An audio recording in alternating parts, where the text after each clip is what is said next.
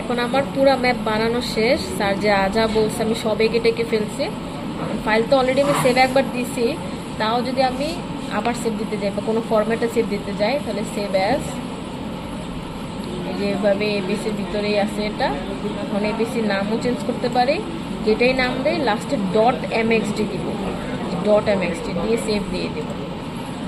এটা আমার যেহেতু সেভ আছে তাই আমাকে বলতেছে আমি রিপ্লেস করবো কিনা, আমি রিপ্লেস করে দিলাম, সেভ হয়ে গেছে। সব কাজ শেষ, এখন আমি অফ। এখন স্যার তো আর ল্যাবে বসে কম্পিউটারে বসে ওইখানেই মূল্যায়ন করবে না, এটা বাসায় স্যার নিয়ে যাবে, স্যার পেন ড্রাইভ দিবে, বলবো এখানে আমাকে দাও না। আমি যে ড্রাইভের মধ্যে যে এবিসি ফোল্ডারটা বানাইলাম সব বন্ধ, আমার কাজ হয়ে গেছে শেষ।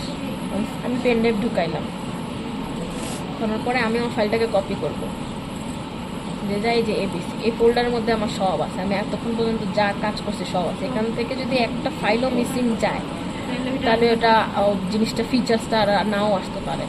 তো এই জন্যই পুরো ফাইলটাকে কপি করব, কপি করার পর এখানে যে পেন ড্রাইভটা থাকবে ওইখানে পেস্ট করে দেবো।